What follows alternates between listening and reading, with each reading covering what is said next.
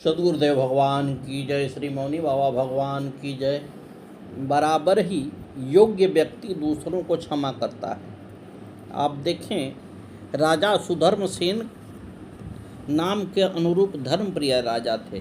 उनके राज्य में कोई दुखी और अभावग्रस्त नहीं था, मगर उनका मंत्री शक्तिसेन उन्हें हटाकर स्वयं राजा बनना चाहता था। एक बार उसने राजा को मारने की सुनियोजित योजना बनाई, मगर एक गलती की वजह से उसकी पोल खुल गई और उसकी सारी योजना धरी की धरी रह गई।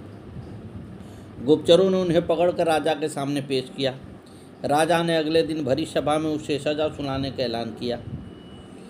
कारागार में बंद मंत्री को रात भर नींद नहीं आई कि पता नहीं राजा क्या सजा दे बैठे। सुबह होने पर दरबार खचाखच भर गया और राजा ने अपना फैसला सुनाया। मंत्री शक्ति सिंह शायद अपने पद एवं प्रतिष्ठा से संतुष्ट नहीं हैं। इसमें इनका नहीं, मेरा दोष है, जिस कारण इन्हें यह कदम उठाना पड़ा। मैं अपनी गलती सुधारते हुए शक्ति सिंह को क्षमा करते हुए मंत्री से महामंत्री बनाने का घोषणा करता हूँ। राजा के सब्र और क्षमाशीलता पर द्रवित होकर मंत्री की आंखों से आंसुओं की धार बह निकली और वह सुधर्मसेन के चरणों में गिर पड़ा और उसके मन का कलुष धुल गया। गुरुदेव महाराज की जय। आइए हम सभी कुंभन दास जी के बारे में समझें। श्री कुंभन दास परम भगवत भक्त, आदर्श गृहस्थ और महान निरक्त थे। त्यागी और महासंतोषी थे। उनके चरित्र की विशिष्ट अलौकिकता यह है कि भगवान साक्षात प्रकट होकर उनके साथ सखा भाव की क्रीड़ाएं करते थे। कुंभन दास का जन्म गोवर्धन के सन्निकट जमुनावतो ग्राम में संभवत 1525 ईस्वी में चैत्र कृष्ण पक्ष एकादशी को हुआ था। वे गोरवा क्षत्रिय थे। उनके पिता एक साधारण श्रेणी के व्यक्ति थे। खेती करके जीविका चलाते थे। कुंभन दास ने भी पैतृक वृत्ति में ही आस्था रखी और किसानी का जीवन भी अच्छे लगा। परासोली में विशेष रूप से खेती का कार्य चलता था। उन्हें पैसे का अभाव आजीवन खटकता रहा, पर उन्होंने किसी के सामने हाथ नहीं पसारा। भगवत भक्ति ही उनकी संपत्ति थी। उनका कुटुंब बहुत बड़ा था। खेती की आय से ही उनका पालन करते थे। महाप्रभु बल्लभाचार्य जी उनके दीक्षा गुरु थे। संवत 1550 में आचार्य की गोवर्धन यात्रा के समय उन्होंने ब्रह्म संबंध लिया। उनके दीक्षा काल के 15 साल पूर्व श्रीनाथ जी की मूर्ति प्रकट हुई थी। आचार्य की आज्ञा से वे श्रीनाथ जी की सेवा करने लगे। नित्य नए पद गाकर सुनाने लगे। पुष्टि संप्रदाय में सम्मिलित होने पर उन्हें कीर्तन की ही सेवा दी गई थी। कुंभन दास भगवत कृपा को ही सर्वोपरि मानते थे। बड़े से बड़े घरेलू संकट में भी वे अपने आस्था पद से कभी विचलित नहीं हुए। श्रीनाथ जी के श्रृंगार संबंधी पदों की रचना में उनकी विशेष अभिरुचि थी। एक बार श्री बल्लभाचार्य जी ने उनके युगल लीला संबंधी पद से प्रसन्न होकर कहा था कि तुम्हें तो निकुंज लीला के रस की अनुभूति हो गई। कुंभन दास महाप्रभु की कृपा से गदगद होकर बोल उठे कि मुझे तो इसी रस की नितांत आवश्यकता है। महाप्रभु बल्लभाचार्य के लीला प्रवेश के बाद कुंभन दास गोसाई विट्ठल के संरक्षण में रहकर भगवान का लीला गान करने लगे। विट्ठलनाथ जी महाराज की उन पर बड़ी कृपा थी। वे मन ही मन उनके निर्लोभ जीवन की सराहना किया करते थे। संभवत 1602 में अष्टछाप के कवियों में उनकी गणना हुई। बड़े बड़े राजा महाराजा आदि कुंभन दास का दर्शन करने में अपना सौभाग्य मानते थे। वृंदावन के बड़े बड़े रसिक और संत महात्मा उनके सत्संग की उत्कंठा इच्छा किया करते थे। उन्होंने भगवत भक्ति का यश सदा अछूड़े रखा। आर्थिक संकट और दीनता से उसे कभी कलंकित नहीं होने दिया।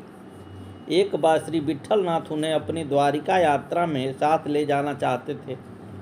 उनका विचार था कि वैष्णवों के भेंट से उनकी आर्थिक परिस्थिति सुधर जाएगी।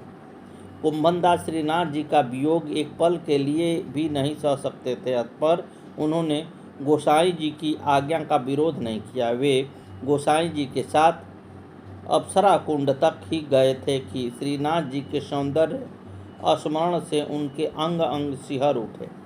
भगवान की मधुर मधुर मंद मुस्कान की ज्योत्सना विरह अंधकार में थिरक उठी। माधुर्य सम्राट नंद नंदन की विरह वेदना से उनका हृदय घायल हो चला। उन्होंने श्रीनाथ जी के वियोग में एक पद गाया। श्री गोसाई जी के हृदय पर उनके इस विरह गीत का बड़ा प्रभाव पड़ा। वे नहीं चाहते थे कि कुंभनदास पल भर के लिए भी श्रीनाथ जी से अलग न हैं। कुंभनदास को उन्होंने लौटा दिया। श्रीनाथ जी का दर्शन करके कुंभनदास स्वस्थ हुए। एक बार अकबर की राज्यसभा में एक गायक ने उनका पद गाया। बादशाह ने उस पद से आकृष्ट होकर कुंभनदास को फतेहपुर सीकरी बुलाया। पहले तो कुंभनदास जाना नहीं चाहते थे, पर सैनिकों और दूतों का विशेष आग्रह देकर वे पैदल ही गए। श्रीनाथ जी के सभा सदस्य को अकबर का ऐश्वर्य 2 कौड़ी का लगा। कुंभनदास की पगड़ी फटी हुई थी, तनिया मैली थी। वे आत्मग्लानि में डूब रहे थे कि किस पाप के फलस्वरूप उन्हें इनके सामने उपस्थित होना पड़ा। बादशाह ने उनकी बड़ी आवभगत की, पर कुंभनदास को तो ऐसा लगा कि किसी ने उनको नरक में ला खड़ा कर दिया है। वे सोचने लगे कि राजसभा से तो कहीं उत्तम ब्रज है, जिसमें स्वयं श्रीनाथ जी खेलते रहते हैं, अनेक क्रीड़ाएँ करते रहते हैं। अकबर ने पद गाने की प्रार्थना की। कुंभनदास तो भगवान श्री कृष्ण के ऐश्वर्य माधुर्य के कवि थे। उन्होंने पद गान किया। बादशाह सहृदय थे। उन्होंने आदरपूर्वक उनको घर भेज दिया। संवत 1620 में महाराज मान सिंह ब्रज आए थे। उन्होंने वृंदावन के दर्शन के बाद गोवर्धन की यात्रा की, श्रीनाथ जी के दर्शन किए। उस समय मृदंग और बीड़ा के साथ कुंभनदास जी कीर्तन कर रहे थे। राजा मान सिंह उनकी पदगान शैली से बहुत प्रभावित हुए। वे उनसे मिलने जमुनावती गए। कुंभनदास की दीनहीन दशा देखकर वे चकित हो उठे। कुंभनदास भगवान के रूप चिंतन में ध्यानस्थ थे। आंख खुलने पर उन्होंने भतीजी से आसन और दर्पण मांगे। उत्तर मिला कि आसन घड़िया खा गई, दर्पण पानी में पी गई। आशा यह था कि पानी में मुख देख कर वे तिलक करते थे। महाराज मान सिंह को उनकी निर्धनता का पता लग गया। उन्होंने सोने का दर्पण देना चाहा। भगवान के भक्त ने अस्वीकार कर दिया। मोहरों की थैली देनी चाहे, विश्वपति के सेवक ने उसकी उपेक्षा कर दी। चलते समय मान सिंह ने जमुनावतो गांव कुंभनदास के नाम करना चाहा, पर उन्होंने कहा, मेरा काम तो करील के पेड़ और बेर के वृक्ष से ही चल जाता है। राजा मान सिंह ने उनकी निष्प्रियता और त्याग की सराहना की। उन्होंने कहा कि माया के भक्त तो मैंने बहुत से देखे हैं, पर वास्तविक भगवत भक्त तो आप ही हैं। वृद्धावस्था में भी कुंभनदास नित्य जमुनावतों से श्रीनाथ जी के दर्शन के लिए गोवर्धन आया करते थे। एक दिन संकर्षण कुंड पर अन्योर के निकट वे ठहर गए। अष्टछाप के प्रसिद्ध कवि चतुर्भुज दास जी उनके छोटे पुत्र साथ थे। उन्होंने चतुर्भुज दास से कहा कि अब घर चलकर क्या करना है, कुछ समय बाद शरीर ही छूटने वाला है।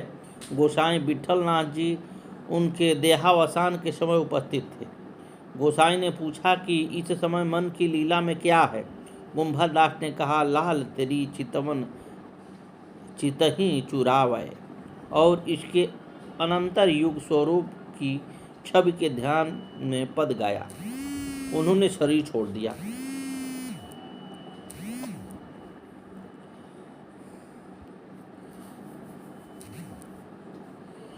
उन्होंने गोसाई जी ने करुण स्वर में श्रद्धांजलि अर्पित की कि ऐसे भगवदी अंतर्धान हो गए। अब पृथ्वी पर सच्चे भगवत भक्तों का तिरोधान होने लगा। वास्तव में कुमनदास जी निष्प्रियता के प्रतीक थे, त्याग और तपस्या के आदर्श थे, परम भगवदीय और सीधे साधे गृहस्थ से। संभवतः 1639 तक वे 113 साल की उम्र पर्यंत जीवित रहे। अब आप समझें श्री खेमकदास जी के बारे में। प्राणी मात्र का प्रेम कुशल चाहते हुए श्री खेमदास जी बड़े भाव से संत सेवा करते थे। एक बार संतों के आने पर एक वैश्य के यहाँ से सीधा सामान लेकर आ रहे थे तो मार्ग में एक ब्राह्मण ने व्यंग किया, माला पहन लिए, तिलक लगा लिए, बस बाबा जी बन गए, कुछ करना न धरना, फोकट का माल खाते हैं और मटर गश्ती करते हैं। अरे सच्चे साधु तो ये बैल हैं, इन्हें जो दो जितना दो उतना ही खाते हैं और खूब हल खींचते हैं, भार ढोते हैं। श्री खेमनदास जी मुस्कुराकर कहा, तुम ठीक कह रहे हो। देखो तुम्हारा एक बैल चोरी चला गया है, यदि मैं उसके बदले तुम्हारे हल में चलूं तब तो तुम मुझे सच्चा साधु मानोगे।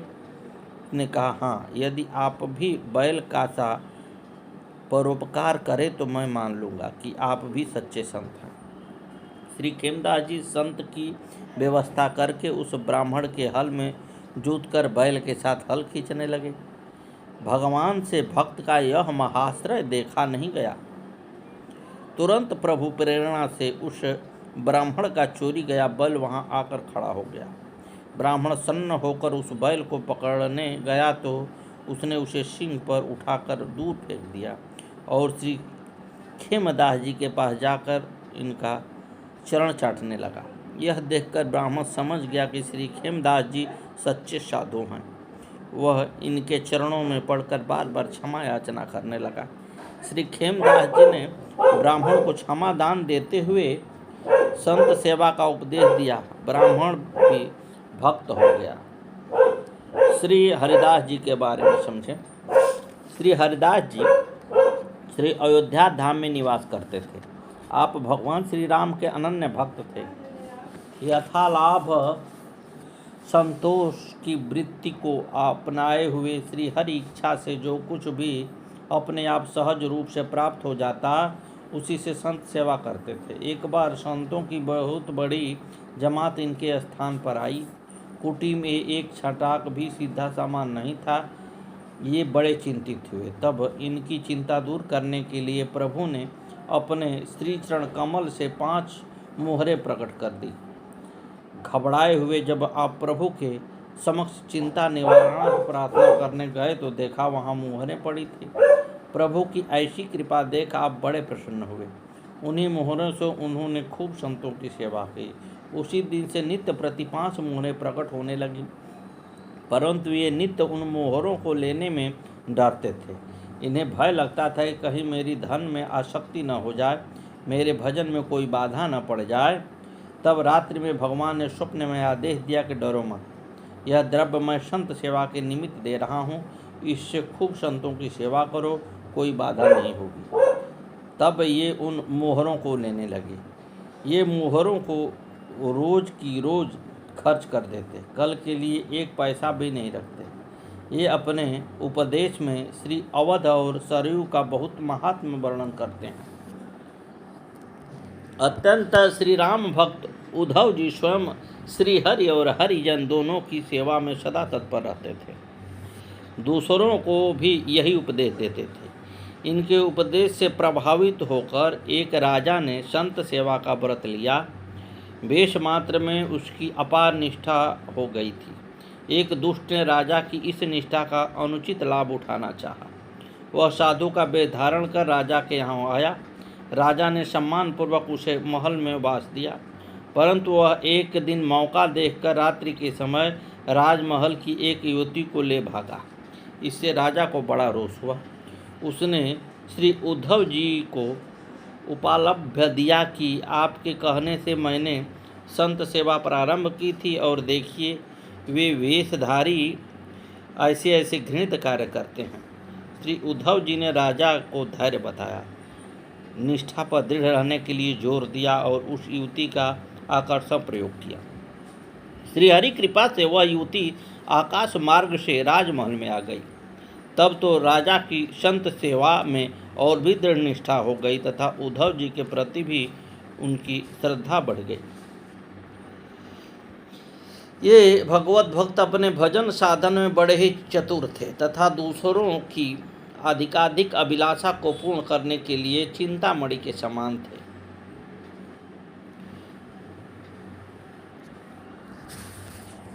आप बड़े ही समृद्धशाली संत थे। आपके यहाँ संत सेवा, कथा, कीर्तन, सत्संग भी की धूम मची रहती थी। आपके उत्कर्षों को देखकर आपका ही एक गुरु भाई आपसे अत्यंत द्वेष करता था। उसने आपका अनिष्ट करने के लिए छल बल तो बहुत किया परंतु सफल नहीं हो सका। तब अंततोगत्वा उसने आपके श्री गोपाल जी को चुराकर गहरे जलाशय में फेंक दिया, परंतु श्री गोपाल जी स्वयं जलाशय से निकलकर सिंहासन पर आ विराजे। उसने फिर फेंका तो श्री गोपाल जी फिर आ गए। श्री सोम जी को इसका कुछ ही रहस्य मालूम नहीं था।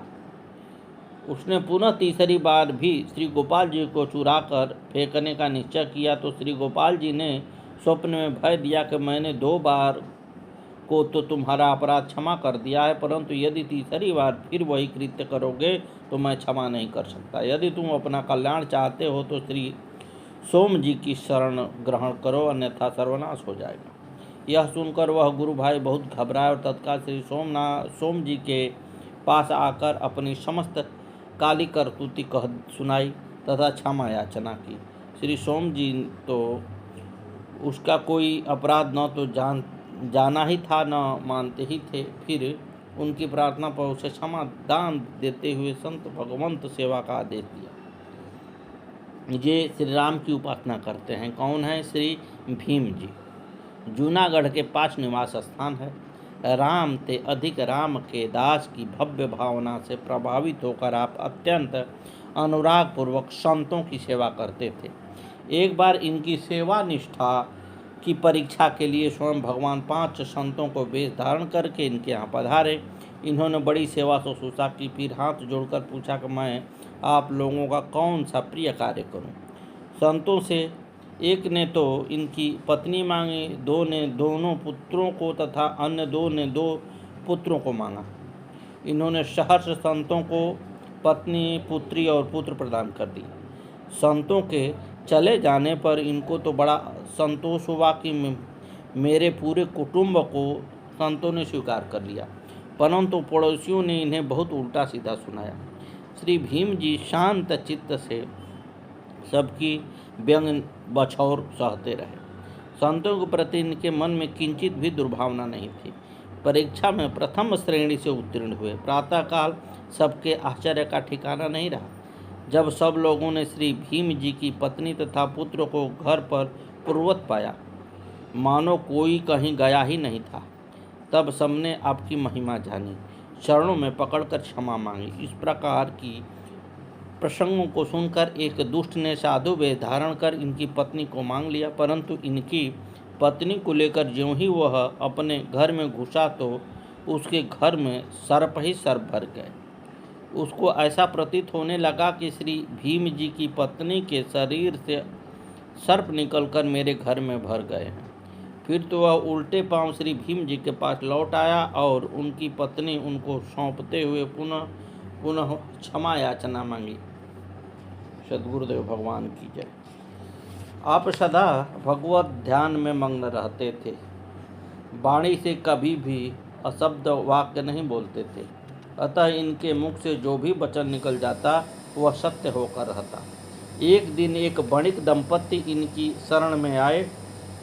वे रोकर अपना दुख खड़ा सुनाने लगे कि महाराज, न जाने किस पाप से मेरी संतान जन्मते ही मर जाती है। इससे हम लोग बहुत दुखी होते हैं। ऐसी कृपा कीजिए जिससे हम लोग इस दुख की मुक्ति हो जाए।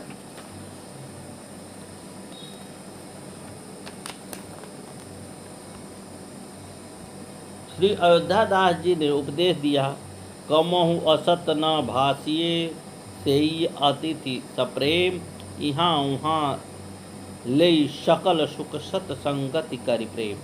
आपका उपदेश मानकर वणिक दंपति तदनुकूल आचरण परायण हो गए। फलस्वरूप थोड़े ही दिन में घर में नाती पोते का छगन मगन छा गया। ये श्री मुकुंद जी महाराज सदगुरुदेव भगवान की जय। आगे की कथा कल।